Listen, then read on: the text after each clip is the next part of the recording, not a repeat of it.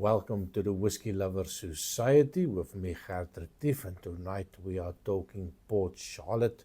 Now, I've tried 3 of them already. I did the reviews if you are interested in Port Charlotte.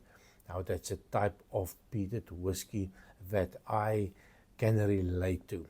Now, all my 1,412 subscribers can attest to the fact that I am definitely not a big peated whiskey fan. I've tried numerous whiskies already, and I must admit, with time, I do like some of them. Definitely not the Lefroy, never going to happen. And the Port Charlotte is one of those whiskies that I have tried over the last couple of years. The Port Charlotte 10-year-old, I think, was my introduction to Port Charlotte, and I really liked it. That type of smoke that you get from the Port Charlotte is really light, inviting, it's friendly, it's sweet, it's not that in-your-face iodine, that TCP hospital smell that comes out of it, that tarry note that you get from the Islay whiskies. And for me, it is just something that as a non-peat lover, there is a lot of people that will try it for the first time, and they might be converted to try a little bit more of the peated whiskies. And that is how I also got my start into the peated whiskies. Tried the Artbeck 10 years old.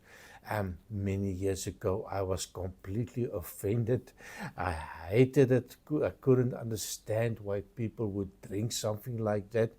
Well, maybe 20 years later, look at me drinking Octomores, still not a Lefroy, but yeah, you do acclimatize to the whiskies, and you do find that strangeness all of a sudden becoming a nice whiskey. Now, the 10-year-old, I did the MRC 01 2010, loved it as well. And Islay Barley, oh, that was also a nice one. So tonight we are looking at another version that they brought out. This is of course, from the Brochlari distillery. It's the 2013 PMC 01, bottled at 50, and you have to make sure 54.5% ABV. So definitely ticking the boxes. They have natural color, of course, non-chill filtered whiskey.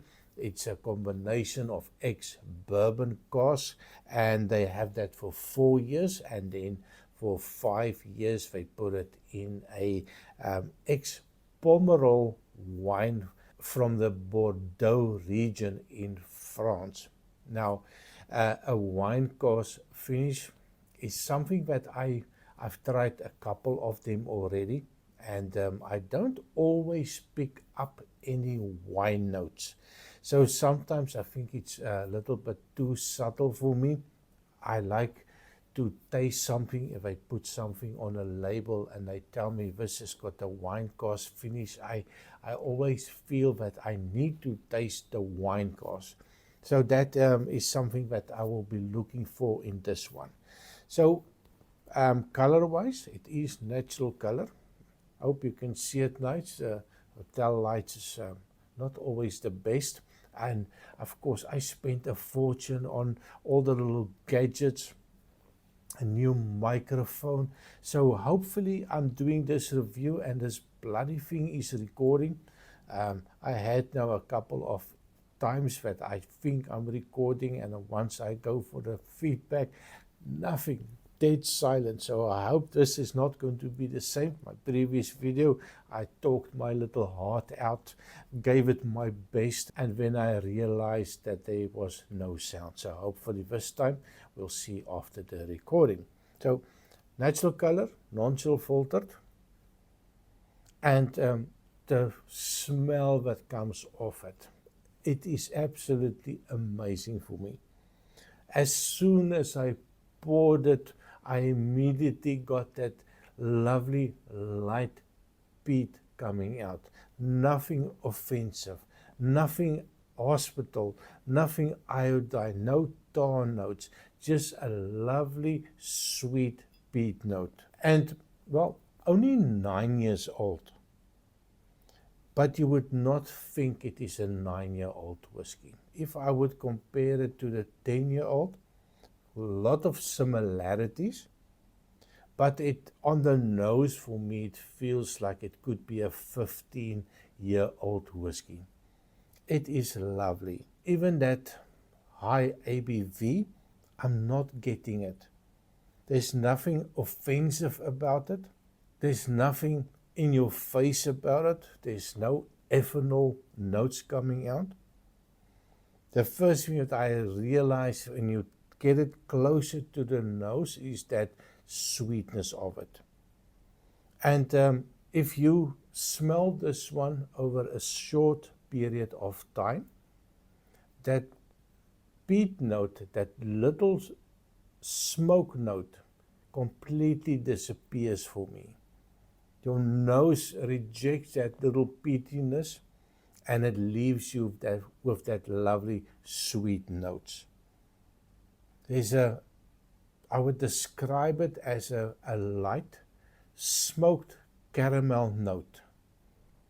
So lovely. Every now and again I get a little bit of a perfumey note, like a dark lady's perfume note that comes out. I also get a little bit of a strawberry jam. Not every time. Just every now and again when I pass the nose, I get a little bit that sweet strawberry notes, a little pink note. I'm not sure if there is such thing as a pink note. And then I get a grape note. Reminds me a little bit of the bubblegum, the grape flavored bubblegum, but again, just a hint of that. And then you get to the smoke, and you get something that is a little bit like a ash note, maybe just a hint of a cigarette ash note. There's this lightness of that. That is quite nice on the nose. On the taste, cheers. Now, it is 54.5% ABV. It's something that you treat with respect. Now, if you try it without water, definitely take a very small sip on it. You don't want to ruin the experience. And for me, this is absolutely perfect at that small sip. That first thing that you pick up is that lovely sweetness of it. And a couple of seconds later, it does tell you that there's a peated whiskey and not a sweet whiskey. Let me just try again. Even with a bigger sip that I took now, that 54.5% ABV is drinking maybe 43 to 46% ABV for me. It's sweet, it's not in your face. There is a little bit of a heat coming off it. There's a little bit of a bite coming off it, but it is so mellowed. It is so refined. It is so well balanced for me. Let's give it one more try.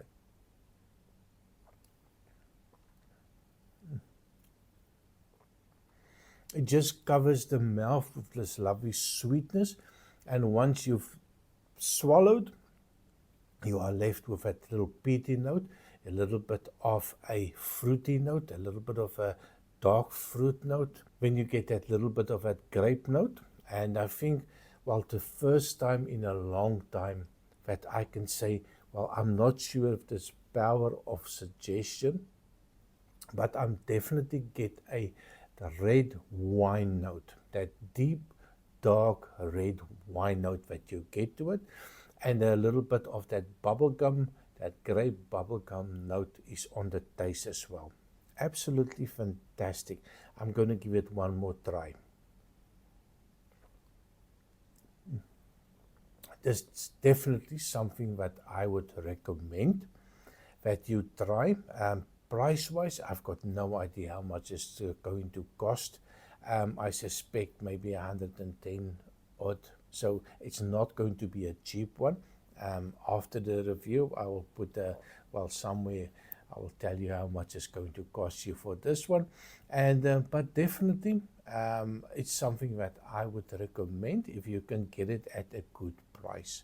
Now, there is so many whiskies out there that might be cheaper, but if you are willing to try something that is peated, if you are not a big peat fan, I would suggest try Port Charlotte, and I'm sure you will be happy, and then gradually work your way up to that heavily peated whiskey. Now, that's me on the Port Charlotte. And definitely, people might say, what about water? Add water to it.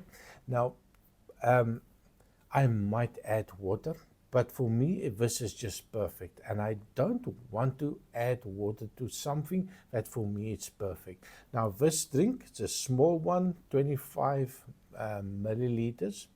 It's going to last me 2 hours. I take small sips, watch a little YouTube, do a little bit of editing. I'm not in it to get drunk. One of my friends told me that if you put poison in your body, I'll make sure that it is a high quality poison and you don't overindulge. And this is one of those whiskies that fall in that category. Makes me happy. Waiting for a little bit of sunshine here in Africa. 5 days without sun. I might as well stay at home in Belgium and face the rain. Well, at least it is not cold. 30 degrees in the daytime, sweating like too much.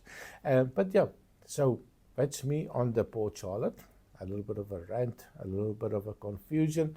And yeah, let me know in a comment, have you tried it? Is it something that you would recommend for your non-peat loving friends?